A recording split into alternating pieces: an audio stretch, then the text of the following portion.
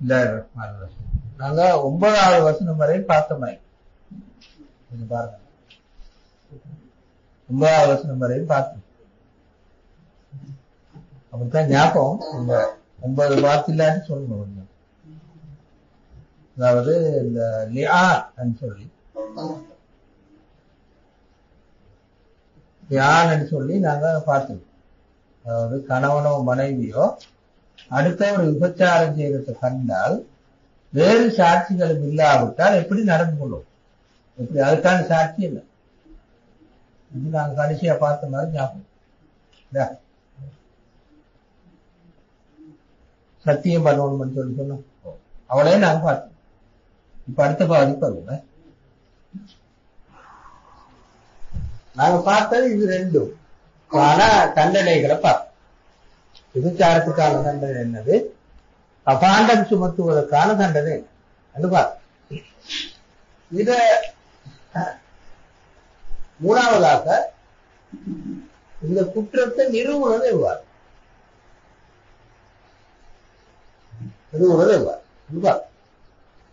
இதான் நாங்க மூணாவது பார்த்த விஷயம். இன்ஷா அல்லாஹ் நாங்க தேவைப்பட்டால் அவர் கொஞ்சம் டைம் எடுக்கும். பிறகு நாங்க தேவைப்பட்டா அந்த இஸ்லாமிய சட்டத்துல குற்றங்களை நிறுவுதல் என்ற ஒரு தனிப்பாதி ஒன்று இருக்கு. அத இப்ப நாங்க சும்மா லேசா இப்ப போற போக்குல சொல்லிட்டு போனோம். ஒரு ஆள் கேட்ட கேள்வி கேட்ட சும்மா பாடிட்டு சொல்லும். தெளிவா விளங்கப்படுத்தணும். உண்மையில நான் அதுக்கான ஹதீஸோ ஆயத்தோ ஒன்றும் சொல்லல், ஒன்றும் விரிவா சொல்லல். அதோட சர்ச்சைக்குரிய பகுதியெல்லாம் இருந்தாலும் நாங்க அதோட பேசலை. ஏண்டா எல்லாத்தையும் சூரத்து நூறுக்கு போயிடும். அது தேவைப்பட்ட நாங்க ஒரு முறை பார்ப்போம். வேற தனி ஒரு முறை பார்ப்போம். ஒரு தனி தலைப்பாக இருக்கு, ஒரு அவருக்கான ஒரு தலைப்பாக இருக்கா வேறு. இது முடிஞ்சதுக்கு கூட இன்ஷா அல்லாஹ் ஒரு குற்றத்தை நிறுவுவதற்கு என்ன வழிமுறைகளை இஸ்லாம் சொல்லுது வந்து நாங்க ஏற்கனவே சொன்ன மாதிரி ஷாஹித் என்னது, கராயின் சொன்னா என்னது, கராயினுக்கு இருக்கிற ஆதாரங்கள் என்னது, ஷாஹிதுக்கு இருக்கிற ஆதாரங்கள் என்னது, விபச்சாரத்தை குற்றத்தை சாட்டுவதற்கு ஷாஹித் மட்டும்தான் பாவிக்க முடியுமா, கராயினை பாவிக்க இயலுமா, அதுக்கான ஆதாரங்கள் என்ன, இந்த சர்ச்சையில் இருக்குது. உண்மையில நாங்க அதை இதுக்கு தூரம் பேசினா அது இந்த பாடமா முடிஞ்சு போயிடும். அதனால நாங்க வேறையாக ஒரு நேரம் பேசுவோம். தனியா நீங்க அந்த அந்த கேள்விகளை எழுதி வச்சுக்கணும். எழுதி வச்சுக்கணும். அது தனியான ஒரு வகுப்பாக அல்லது ஒரு வகுப்போட ஒரு அரைவாசி நேரமாலும் எடுத்து நாங்க செய்வோம். அப்ப நாங்க இங்க விட்டுறோம். இந்த 3 விஷயம் தான் நாங்க இப்ப பார்த்துருக்கோம். 9வது வசனம் வரையும் இந்த 3 விஷயத்தை தான் பார்க்கணும். இதுல நிறுவுறதுல அல்லாஹ் தஆலா ஒரு விதிவிலக்க சொன்னான். அல்லாஹ் தஆலா நிறுவுறத ஒரு விதிவிலக்க சொன்னான். இந்த மனைவி அல்லது கணவன் மனைவி விபச்சாரம் செய்வது கண்டால், அல்லது மனைவி கணவன் விபச்சாரம் செய்வது கண்டால், இப்ப நிறுவுற முறை வேற சாட்சியங்கள் இல்ல, வேற சாட்சியங்கள் இல்லாட்டி நிறுவுற முறை வேற. அது சத்தியம். நிறுவுற முறை இருந்தா சத்தியமாக நாம் நிறுவனும். கணவனோ அல்லது மனைவியோ 5 முறை சத்தியம் செய்யணும். 4 முறை சத்தியம் பண்ணும் போதும் மனைவி சொல்லணும், கணவன் சொல்லணும், நான் உண்மையைத்தான் சொல்கிறேன், அல்லாஹ்வுடைய சத்தியமாக நான் உண்மையைத்தான் சொல்கிறேன் சொல்லுவேன். 5வது முறை சொல்லணும், நான் பொய் சொல்றதாக இருந்தால் என் மீது அல்லாஹ்வுடைய சாபம் உண்டாகட்டும் என்று கணவன் சொல்லணும். மனைவி சத்தியம் பண்ற நேரம் சொல்லணும் 4 முறை, அவர் பொய்யல், கணவன் பொய்யல் என்று நான் அல்லாஹ்வுடைய சத்தியமாக சொல்றேன். கணவன் உண்மையை சொல்வதாக இருந்தால் நான் என் மீது அல்லாஹ்வுடைய கோபம் உண்டாகட்டும் என்று 5வது முறை மனைவி சொல்லும் என்று இந்த 9வது வசனம் வரை நாங்க பார்த்தோம். இதுதான் ஒரு கொஞ்சம் விதிவிலக்காக அல்லாஹ் சொன்னார். சாட்சிகள் இல்லாவிட்டால், கணவனோ மனைவியோ ஒருவருக்கு ஒரு குற்றச்சாட்டு சாட்சிகள் இல்லாவிட்டால் இந்த அடிப்படையில்தான் சாட்சி வரும். சாட்சிக்கு பதிலாக 4 சாட்சி, அதுக்கு பதிலாக 4 சத்தியம். 5வது நான் ஏற்கனவே சொன்ன இந்த ஆயத்துல வர லானத்துல்லா அல்லது கதபுல்லா இந்த சொற்பிரயோகங்களை பாவித்து சொல்லணும். அல்லாஹ்வுடைய கோபம், அல்லாஹ்வுடைய சாபம் அல்லது சொற்பிரயோகங்களை பாவித்து சொல்லணும்னு சொல்லி இதுதான் இந்த நாங்க இப்ப பார்த்த விஷயம். இந்த இதோட சேர்த்து நாங்க பார்த்தோம், 4வதாக ஒரு விஷயத்தை பார்த்தோம். விபச்சாரம் என்பது எவ்வளவு தூரம் பாரதூரமான ஒரு குற்றம் சொல்லி இந்த ஆயத்துகளுக்குள்ளார நாங்க பார்த்தோம். அதாவது ஒரு ஜாதிக்கும் அல்லாஹ் தஆலா இந்த ஆயத்துகள்ல ஏறத்தாழ முழுமையாக இல்லாவிட்டால் நேரத்தால ஷிர்க்குக்கு சமனான ஒரு குற்றம் வந்து இந்த வசனங்கள்ல சொல்லுது. அதாவது நீங்க 3வது வசனத்தை வாய்ச்சி பார்த்தா, 3வது வசனத்தை வாய்ச்சி பார்த்தால் அஸ்ஸானி லா யன்கிஹு இல்லா ஜானியத்தன் அவ் முஷ்ரிகா வஸ்ஸானியத்து லா யன்கிஹு இல்லா ஜானின் அவ் முஷ்ரிக் என்ற அந்த வசனத்தை வாய்ச்சி பார்த்தால் அந்த கருத்துக்கள் படும். ஏறத்தாழ இந்த ஷிர்க்கு ஒப்பிடக்கூடியதுதான், ஏறத்தாழ ஒப்பிடக்கூடியதுதான் இந்த ஜினா என்ற செயற்பாடு என்று அல்லாஹ் தஆலா இந்த வசனங்களை சொல்றத பார்த்தோம். 5வதாக நாங்க பார்த்தோம்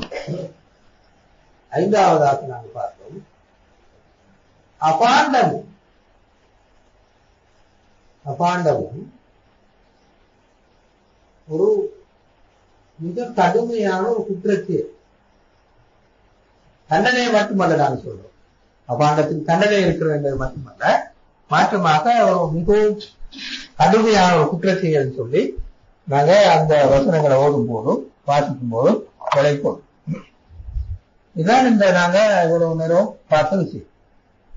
இப்ப நாங்க அடுத்த பகுதிக்கு வரோம். இதுக்கு முன்னால ஒரு பகுதி இருக்குது, நீங்க பார்த்துக்கொள்ளுங்க. போன முறை கடைசியா விட்ட பகுதி காட்சிக்கொள்ளுங்க. தண்டனைக்கான நியாயங்கள் ஒரு பகுதி இருக்குங்க, காட்சிக்கொள்ளுங்க. தண்டனைக்கான நியாயங்கள் ஒரு பகுதி. அதனால சொல்றதுக்கு முந்தி சொல்லுவோம், ஏற்கனவே நாங்க பார்த்த வசனங்கள் இருந்து விலகி கொள்றோம்.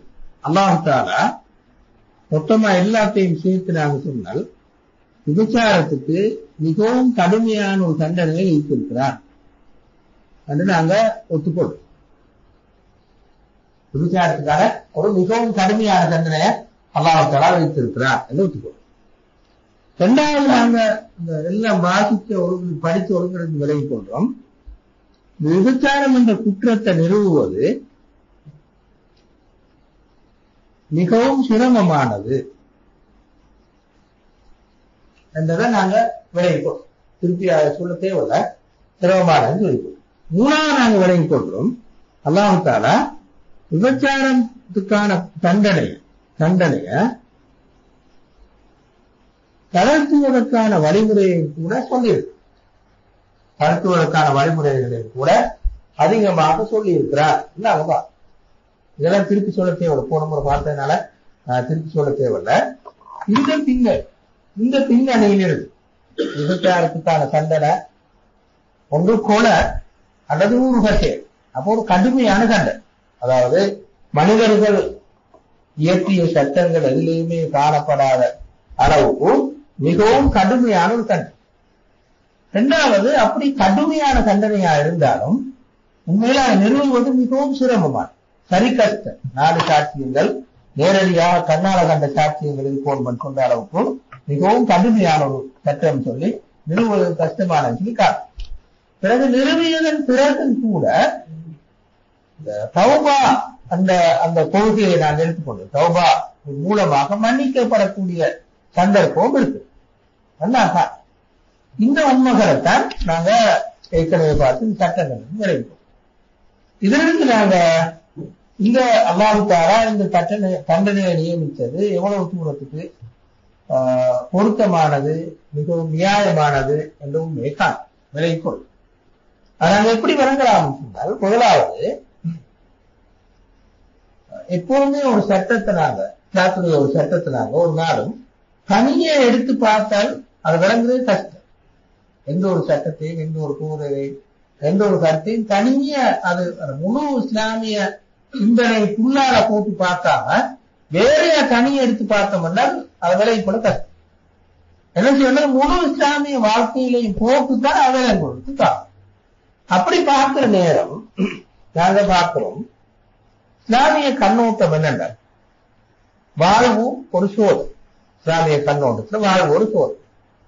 இப்ப நாங்க அந்த வாழ்வோடு சோதனை என்ற பின்னணியோட திரும்ப ஒரு முஸ்லீமுடைய வாழ்க்கையில அல்லது ஒரு இஸ்லாமியனுடைய வாழ்க்கையில மிகவும் அடிப்படையானது இறை வணக்கம்.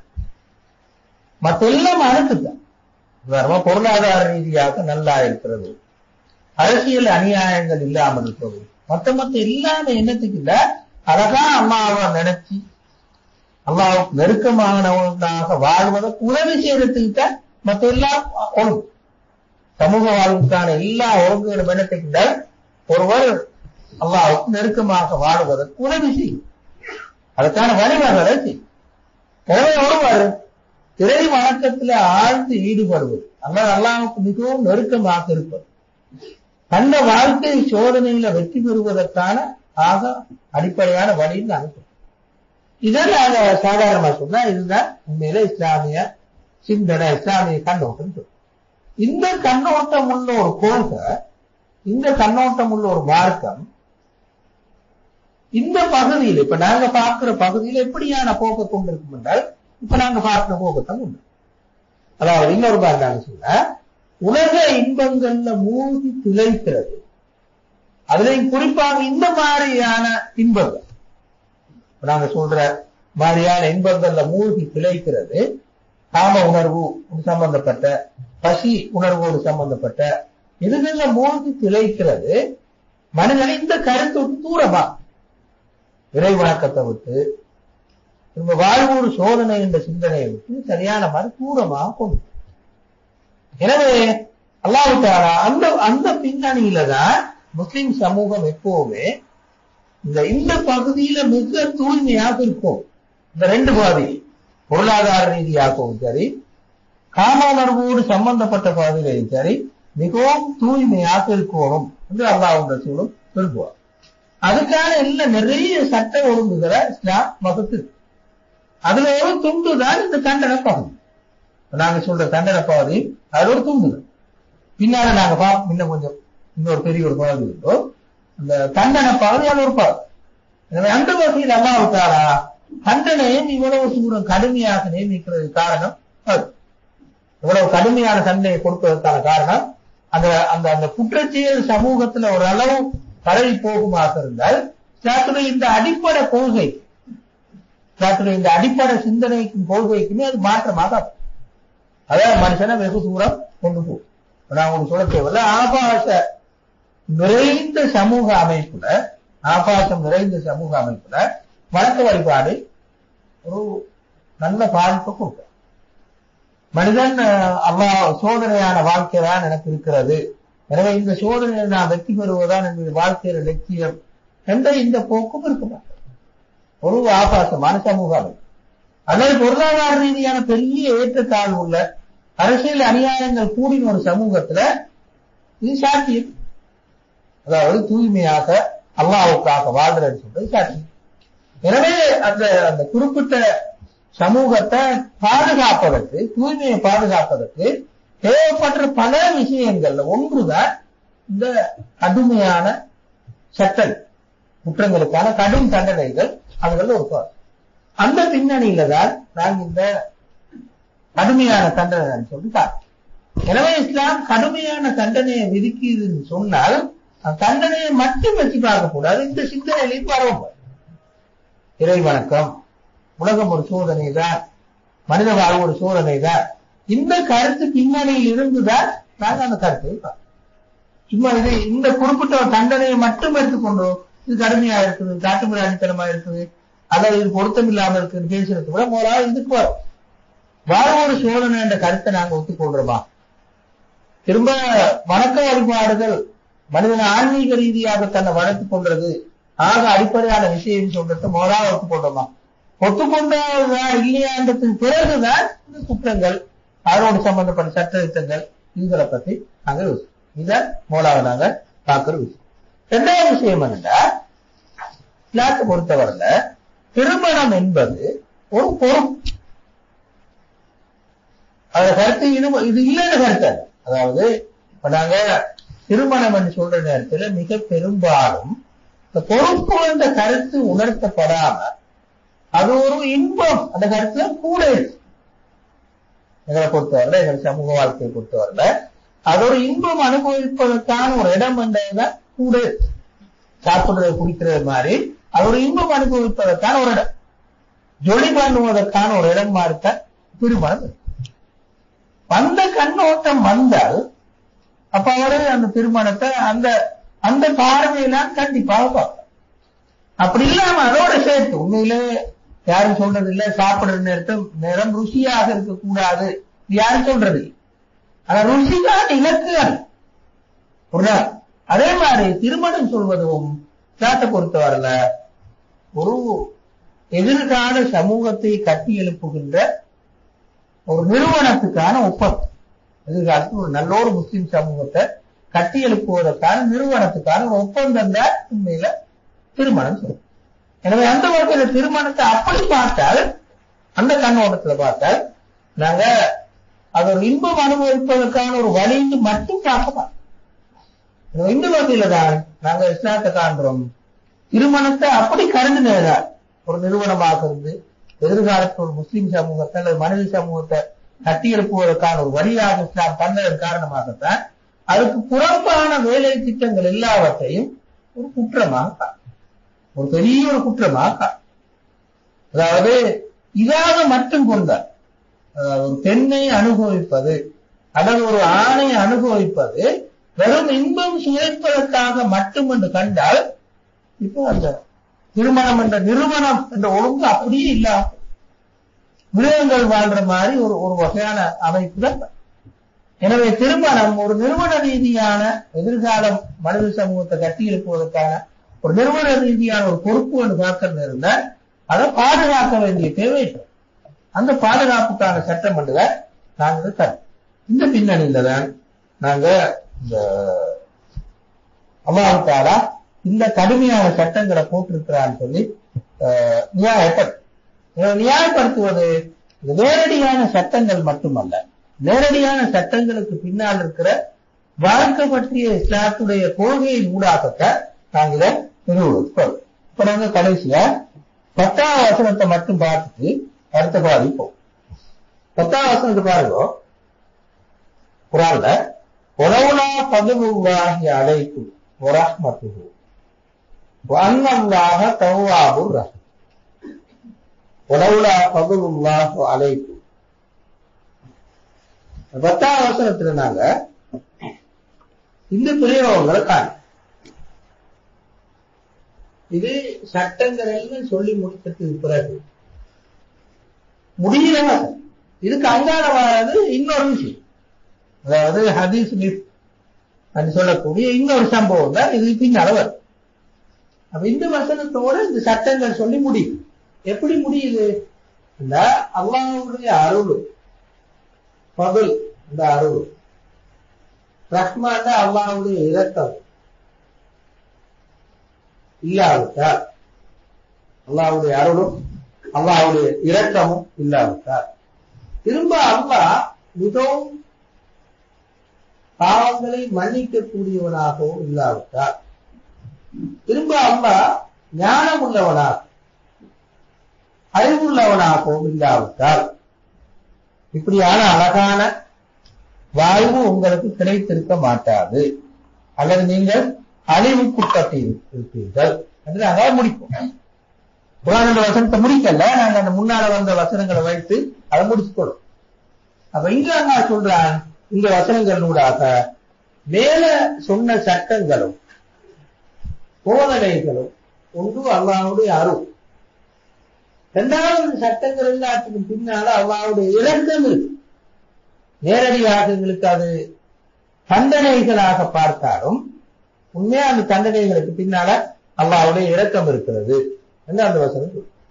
மூணாவது சொல்லுது, அல்லாஹ் தஆலா மிகவும் தவ்வாபு, மிகவும் பாவ மன்னிப்பு கொடுக்கக்கூடியவனாக இருக்கிறார் என்ற உண்மையையும் அந்த நாங்க எத்தனையோ படிச்ச நேரமே ஞாபகம் வைக்கும் அந்த கருத்தையும் கடைசியா அந்த சட்டங்களுக்கு பின்னால பெரிய ஒரு அறிவு ஞானம் இருக்கிறது என்று நாங்கள் என்று அல்லாஹ் தஆலா இந்த 10வது வசனங்கள்ல சொல்லிட்டார்.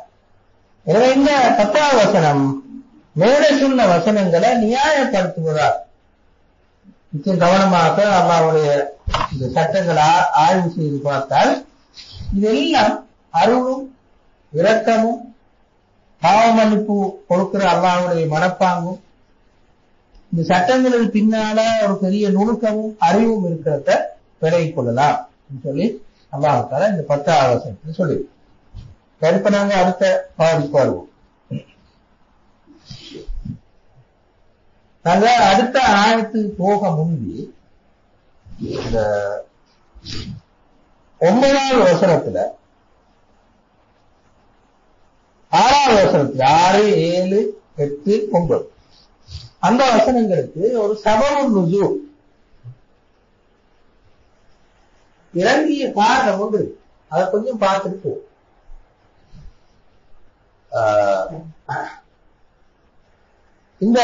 இந்த சபபுன் நுஸூல் தான்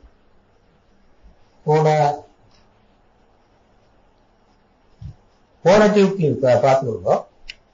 சபபுன் நுஸூலை கொஞ்சம் பார்த்துட்டு நாங்க அடுத்த பாதிப்போம். அதாவது திரும்ப அந்த ஆயத்தை கொஞ்சம் ஞாபகம் வச்சுக்கொள்வோம். என்ன ஆயத்துல 6வது வசனம் என்னன்னா, கணவனோ மனைவியோ வல்லதீன யர்மூன அஸ்வாஜஹும் தன்னுடைய மனைவிமாருக்கு விபச்சாரம் செய்வதாக குற்றம் சுமத்தும் போது விபச்சாரம் செய்வதாக குற்றம் சுமத்துபவர்கள் அவர்களுக்கு வேறு சாட்சிகள் எதுவும் இல்லாவிட்டால் சத்தியம் பண்ணும். அந்த ஆயம் விதிவிலக்கான ஆயம் 4 சாட்சியத்துக்கு பதிலாக சத்தியம் சொல்றாரு. இந்த ஆயத்து கொஞ்சம் பிந்திய முன்னாடி இருக்கிற அந்த 4வது வசனம் இருக்குதானே, 4 சாட்சிகள் கொண்டு வரணும், கொண்டு வராவிட்டால் 80 கச்சேரி கொடுக்கப்படும். அந்த ஆயத்துக்கு தான் ஆரம்பத்தில் இருக்கு. அந்த ஆரம்பத்தில் அந்த ஆயத்தை இறங்கிற நேரத்தில் சாதிபுன் உபாதான்னு ஒரு சஹாபி, சாதிபுன் உபாதான்ற சஹாபி ரசூலுல்லாஹ் பார்த்து கேட்டாங்க, அஹாகதா உன்சிலத் யா ரசூலல்லாஹ், அல்லாஹ்வுடைய தூதரே இப்படித்தான் இறங்கிச்சுதான் இந்த வசனம். அதாவது ஒருவர் விபச்சாரம் செய்தால் அதற்கு 4 சாட்சியங்கள் கொண்டு வரணும், இல்லாவிட்டால் அவருக்கு 80 கச்சேரிகள் கொடுக்கப்படும். இறங்கின அந்த ஆயத்து அது இறங்கின கேட்டாரு, யார் ரசூலுல்லாஹ் இப்படித்தான் இறங்கிச்சுதா கேட்டார். அப்ப ரசூலுல்லாஹ் சொன்னாங்க அன்சாரிங்களை பார்த்து, அன்சாரிகளே உங்களோட தலைவர் என்ன சொல்றாருன்னு பாத்தீங்களா? இந்த அல்லாஹ்வுடைய வசனத்தை மறுக்கிற மாதிரியான ஒரு பிரயோகம் தானே, இப்படித்தான் இறங்கிச்சான்னு கேட்டார். அல்லாஹ் இறங்கினத்த ரசூலுல்லாஹ் பேச்சு ஒரு சாதிக்கு உபாதா இப்படித்தான் இறங்கின்னு கேட்டா ஒரு வித்தியாசமான ஒரு கேள்வி. அப்ப ரசூலுல்லாஹ் சொன்னாங்க அன்சாரிகளை பார்த்து, உங்களோட தலைவர் சொல்றது பாத்தீங்களா, அல்லாஹ்வுடைய வசனத்தை மறுக்கிற மாதிரி பேசுறாருன்னு சொன்னாங்க. அப்ப அன்சாரிகள் சொன்னாங்க ரசூலுல்லாஹ் பார்த்து, அல்லாஹ்வுடைய அப்படி சொல்ல வேணும், அவர் மிச்சம் மான உணர்வு கூடின மனுஷன். ஒவ்வொருத்தருக்கு மான உணர்வு உள்ள வந்தால் அவரை தலாக் சொன்ன ஒரு பெண்ணை இன்னொருவர் முடிக்கிறத கூட அவர் விரும்புறது இல்லை. அப்படி கொஞ்சம் கூட ஒவ்வொரு மான உணர்வு உண்டார், அதான் அவர் இப்படி பேசுறாரு என்று ஏனைய அன்சாரிகள் சொன்னார். அப்ப சாதிபுன் உபாதா சொன்னாரு, யார் ரசூலுல்லாஹ் இது அல்லாஹ்விடமிருந்து இறங்கினதை நான் மறுத்தல். ஆனா எனக்கு என்ன பிரச்சனை என்றால், உதாரணமாக நான் எந்த மனைவியோட இன்னொருவர் விபச்சாரம் செய்யறது காண்பேன். இப்ப நான் வெளியில போய் சாட்சி கூட்டிங்க வர இருக்கு, இந்த வசனம் இறங்கி தலைவர் விளைவுக்கும் முன்னாடி இருக்கிற வசனம் தான் இருக்கு. 4 சாட்சியும் இவர் சொல்றாரு, நான் வீட்டுக்கு போறேன், மனைவி விபச்சாரம் செய்யற, நான் மட்டும் காண்பேன். இப்ப நிறுவனத்துக்கு என்ன செய்யணும்? கட்டாயம் இந்த 3 பேரும் அப்ப நான் ரோட்டும் போயிட்டு 3 பேரை கூட்டிட்டு வரதா காட்டுறதுக்கு வேணுமா சாட்சி? இதுதான் எனக்கு வந்த பிரச்சனைன்னு சொன்ன. நீங்க இந்த அடுத்த வசனம் இறங்கி இல்ல, இறங்கிக்கிற வசனம் வேண்டாம், அந்த 4 சாட்சி கொண்டு வரணும், இல்லாட்டி 80 கச்சேரிங்கிற வசனம் தான் இருக்கு. இதை வச்சுதான் சாதிபுன் உபாதா அப்படி கேட்டு யா ரசூலுல்லாஹ், அல்லாஹ்வுடைய தூதரை இப்படித்தான் இறங்கிச்சான்னு கேட்டாங்க. அவருக்கான பிரச்சனை என்ன வரி விபச்சாரம் செஞ்சாலும் அப்ப 4 சாட்சி தானே, எப்படி 4 சாட்சி நான் கொண்டு வரேன்? நான் மட்டும் கண்டா இன்னும் 3 பேர் எடுத்துன்னு வரதா மனைவி விபச்சாரம் செய்யறது காட்டுறதுக்கு? அப்ப சாத்தியம் இல்லையே இது, அதான் அவர் பண்ண பிரச்சனை. அப்ப அதைத்தான் ரசூல்லா அவரத்துல கடைசியா ஷாஜி முபாதா சொன்னார். இப்படி பேசிக்கொண்டிருக்கும் போது சபையில் இப்படி பேசிக்கொண்டிருக்கிறார், சாபாக்கள் இப்படி பேசிக்கொண்டிருக்கிறார். பேசிக்கொண்டிருக்கிற நேரம் இந்த ஹிலால் இப்னு உமையா இந்த சஹாபி வாரார். பேசிக்கொண்டிருக்கும் போது ஹிலால் இப்னு உமையா இந்த சஹாபி வாரார்.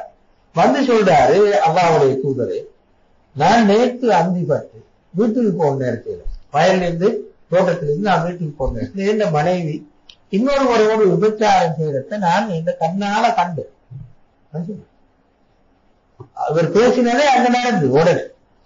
அப்ப ரசூலுல்லாஹ் சொன்னாங்க, நீ இன்னும் 3 சாட்சிகளை கொண்டு வரணும், இல்லாட்டி உனக்கு 80 கசி அடிதாரு. சட்டம் இல்லை தானே, சட்டம் ஒன்று இல்லை, உண்மையாவே அவர் கொண்டு வரும். அப்ப ஹிலால் இப்னு உமையா சொன்னாரு, நான் உண்மை சொல்றேன்னு அல்லாஹ்வுக்கு தெரியும், அல்லாஹ் தஆலா இதுக்கு என்னையாலும் ஒரு தீர்வு சொல்றேன். இந்த வசனம், வல்லாஹி இன்னீ லஅர்ஜு அன் யஜஅல அல்லாஹு மின்ஹா மக்ரஜன், அல்லாஹ் தஆலா எனக்கு ஒரு வீழ்ச்சி ஒன்றை தருவான். நான் இப்ப மாட்டிக்கொண்ட உண்மையில எனக்கு 80 கட்சி அது கிடைக்கும், ஆனா அல்லாஹ் எனக்கு ஒரு வீழ்ச்சி ஒன்றை தருவான்னு சொல்லி நான் எதிர்பார்க்கிறேன் என்று ஹிலால் இப்னு உமையா அந்த நேரம் சொன்னார். இப்படி சொல்லிக் கொண்டிருக்கிற நேரம் தான் இந்த வசனம்,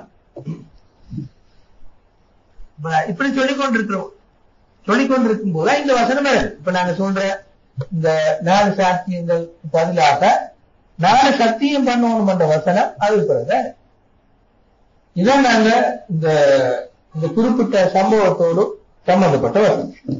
இந்த சம்பவத்திலிருந்து நாங்க விலகிக் கொள்ளக்கூடிய விஷயங்கள் இப்ப என்ன விஷயங்கள் இருந்து நாங்க விலகிக் கொள்ளலாம் சம்பவத்தோடு சம்பந்தப்படுத்தி என்றால், முதலாவது பார்க்கிறோம், அல்லாஹ் தஆலா நடைமுறையில் ஒரு சம்பவம் நிகழும் போதுதான் சட்டங்களை பிறக்கும்.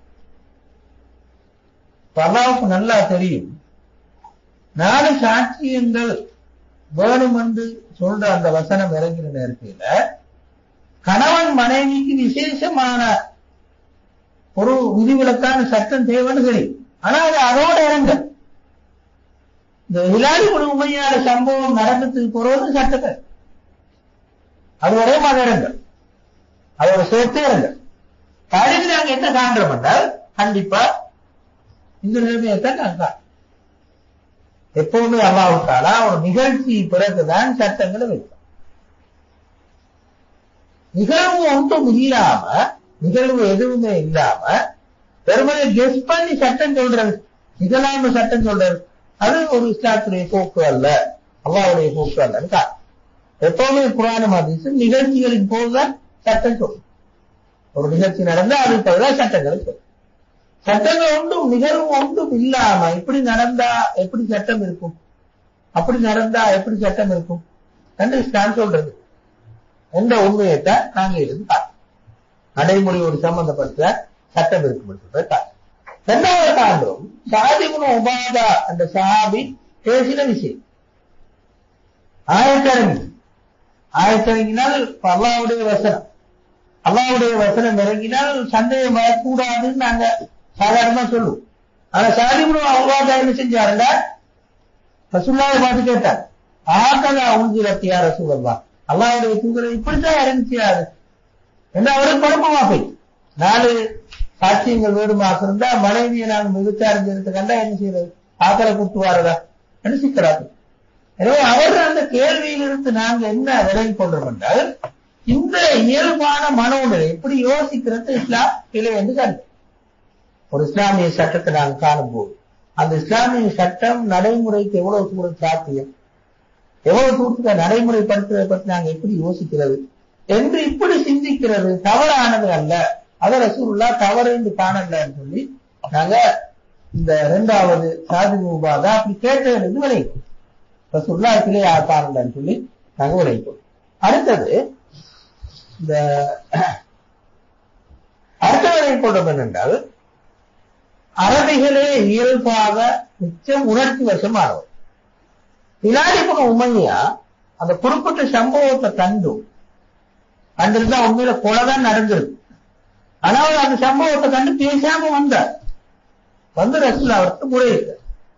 தன்னை கட்டுப்படுத்திக் கொண்டு வந்து தன்னை மனைவி இன்னொருவரோடு விபச்சாரம் செய்வதை கண்டும் கூட ஒன்றும் செய்யல, அப்படியே திரும்பி வந்து ரசூலுல்லாஹ்வுக்கு சொன்னார். எனவே இஸ்லாம் எவ்வளவு தூரத்துக்கு அவங்கள கட்டுப்பாட்டோட கவனமாக தர்பியத்தோடு வளர்த்திருக்கிறது சொல்வதற்கு ஒரு நல்ல ஒரு உதாரணம் மாசம். அதைத்தான் அடுத்த விஷயம் என்னென்றால், இது குர்ஆன்ல நாங்க நிறைய காணலும் சஹாபாக்களுக்கு கிடைத்த ஒரு மிகப்பெரிய ஒரு பாக்கியம்தான் இந்த குர்ஆனோடு வாழத்திற்கு.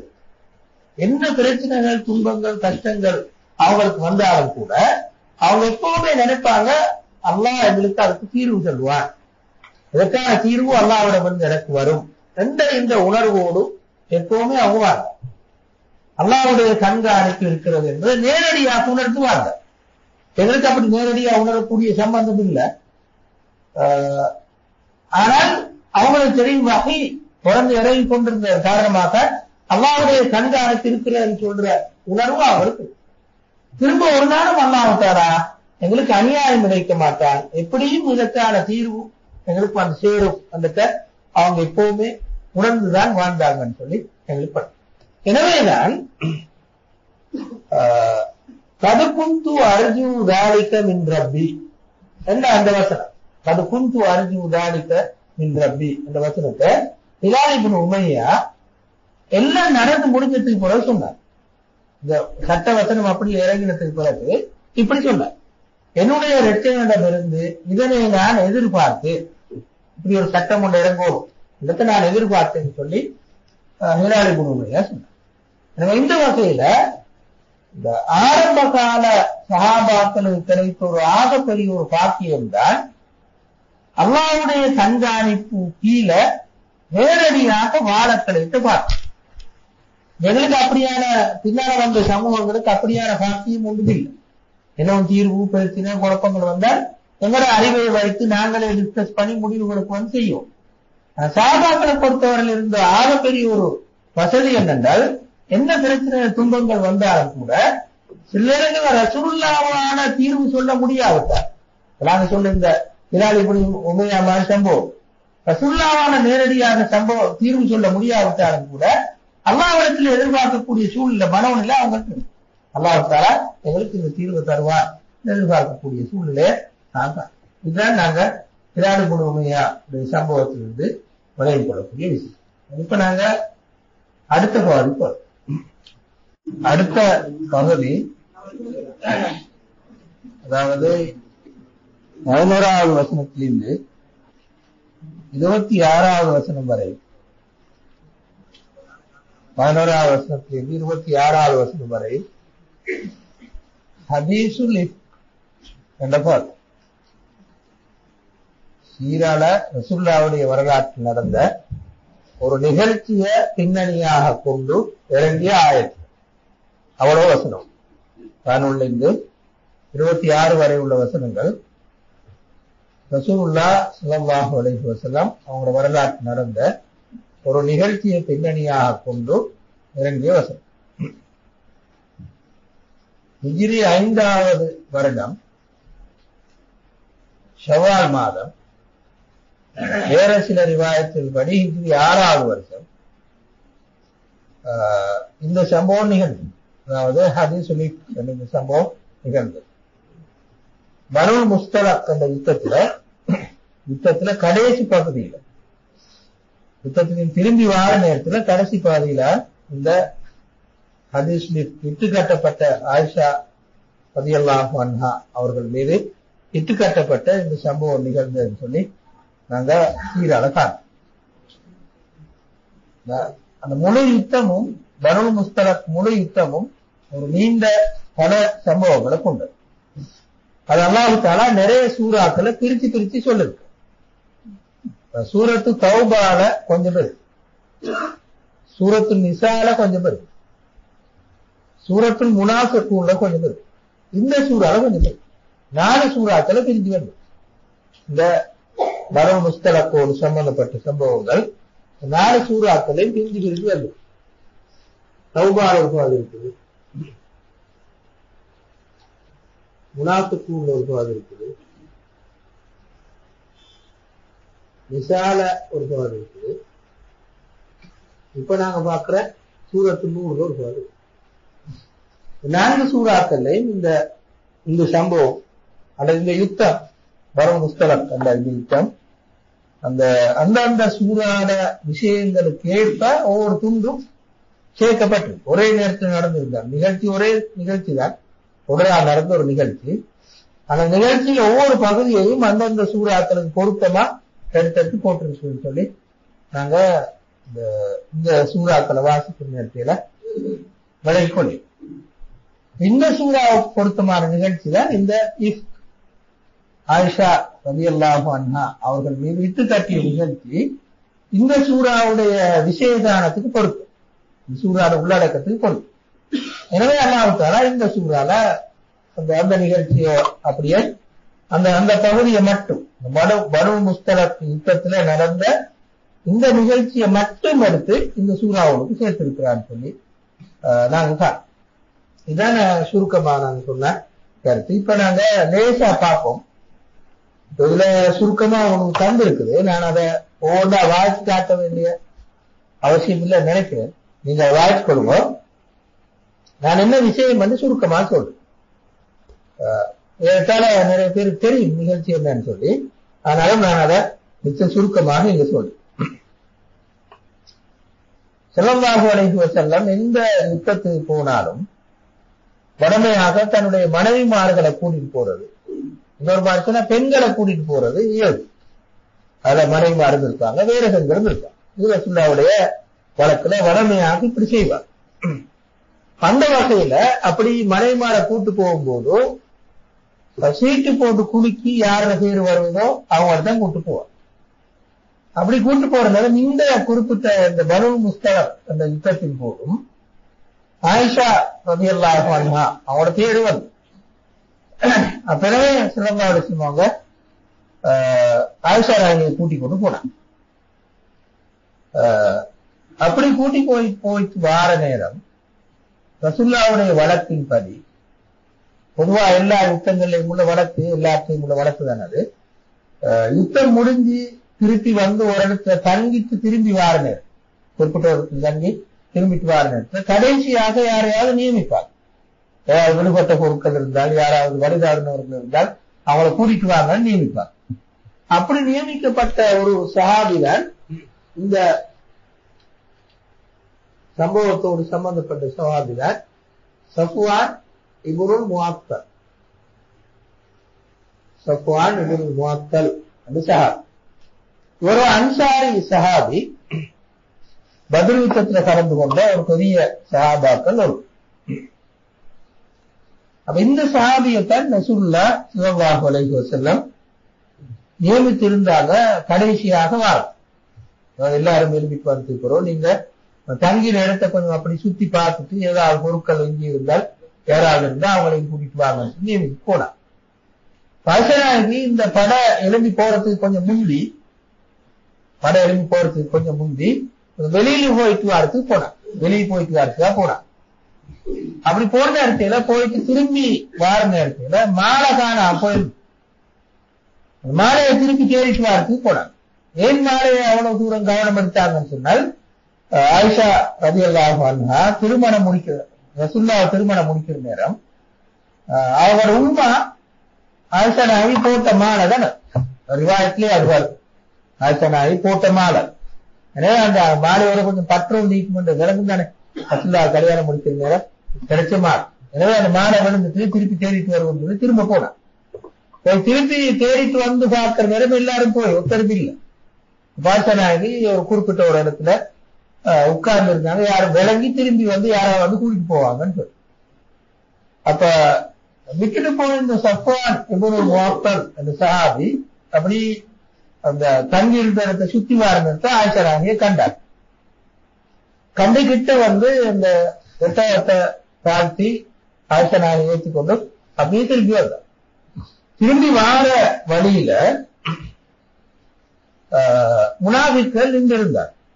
மதீனாவை கிட்ட வார நேரத்தில முனாஃபிக்கள் இருந்தார். குறிப்பாக அப்துல்லா இப்னு உபை இப்னு சலூல் என்ற முனாஃபிக் இருந்தார்.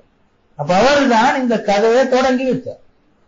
சஃபானுல் முஅத்தல் ஆயிஷா நாயகியோட வாரத்தை கண்டு அதான் அந்த கதையை தொடங்கி வச்சது அவர். தொடங்கி வச்சா இந்த கதை அப்படியே படிப்படியாக ஒவ்வொரு வாய்க்கும் போய் பரவலாக போய் கடுமையா அப்படியே மதீனா முழுக்க பரவி. அந்த சம்பவத்தை பார்க்கும்போது இந்த ரிவாயத்துல வாசிக்கும் போது ஏறத்தாழ 1 மாத காலம் இது சம்பந்தமாக வகை ஒன்று பிறந்த இந்த கதை தான் அப்படியே வைத்து. இந்த கதையில நிறைய இந்த நல்ல முஸ்லிம்களும், அதாவது முனாஃபிக்குகள் அல்லாத சாதாரணமான நல்ல முஸ்லிம்களும் தங்களை அறியாமலே இந்த கதையை வந்து ஈடுபட்டார். அவங்களும் கழிச்சார் ஓரளவு. அது 3 பேர் குறிப்பாக கழிச்சதாக இந்த ரிவாயத்துல குறிப்பாக வந்தது. ஒருவர் மிஸ்டர் இப்னு அசாத், இன்னொருவர் ஹம்னா பின்த் ஜஹ், இன்னொருவர் ஹஸ்ஸான் இப்னு சாத். இந்த 3 பேரும் இந்த ஹதீஸுல் இஃப்க்ல கலந்து கொண்டவர். அதாவது முனாஃபிக்குகள் காய்ச்ச மாதிரி இவங்களும் ஆயிஷா நாயகியை பத்தி இப்படி காய்ச்சார். இந்த 3 பேருமே உண்மையிலே பெரிய சஹாபா. இப்ப மிஸ்டர் இப்னு அசாஸா உண்மையில அபூபக்கர் ரலியல்லாஹு சொந்தம், நெருங்கின சொந்தம். அதோட பத்ர் யுத்த சஹாபியும் கூட, பத்ர் யுத்தத்தில் கலந்து கொண்ட ஒரு சஹாபி. ஹம்னா பின்த் ஜஹ்ஷ் சொல்றது உங்களுக்கு ஞாபகம் இருக்குமா? ஹன்லலான்னு ஒரு சஹாபி இருந்தார். ரசீலுல் மலாயிக்கான்னு சொல்ற மலாய்க்கத்துகள் குளிப்பாட்டினர். போதை யுத்தத்துல கலந்து கொண்டு மோட்டா போய் மலாய்க்கத்துக்கு குளிப்பாட்டின்னு சொல்லுவோமே, அந்த சஹாபிட மனைவி தான் ஹம்னா பின்த் ஜஹ்ஷ், அந்த பொம்பளை. இவர் பின்னால இவர் மோட்டாயத்துக்கு போறோம். பின்னால அப்துல் ரஹ்மான் இப்னு அவுஃப் மனைவி, அப்துல் ரஹ்மான் இப்னு அவுஃப் மனைவி. அப்போ ஒரு பெரிய ஒரு பொம்பளை, சாதாரணமான ஒரு வரல்ல. ஹஸ்ஸான் சாபித் எல்லாருக்கும் தெரியும், ரசூலுல்லாஹ்வுடைய ஷாயிருல் ரசூல், ரசூலுல்லாஹ்வுடைய கவிஞர் ஹஸ்ஸான் இப்னு சாபித். அப்ப இவங்க 3 பேருமே தங்களை அறியாமலேயே மனிதன் என்ற வகையில ஆயிஷா நாயகியை பத்தி இட்டி காட்டுறதுல இவங்களும் கலந்து கொண்டார். இப்ப இந்த இப்படி கதை பரவலாக போற நேரத்தில ஸல்லல்லாஹு அலைஹி வஸல்லம் அவர்களுக்கும் கூட இது பற்றி எந்த விதமான தெளிவான முடிவுக்கும் வரையலாம். உண்மையான சம்பவம் அது பொய்யா, எப்படி முடிவுக்கு வர்றது சிக்கல். அப்ப ஸல்லல்லாஹு அலைஹி வஸல்லம் ஆரம்பத்துல உமர் இப்னு கத்தாப் ரலியல்லாஹு அன்ஹு அவங்கள கூப்பிட்டு கேட்டார், இத பத்தி ஓண்ட அபிப்பிராயம் என்ன கேட்டார்.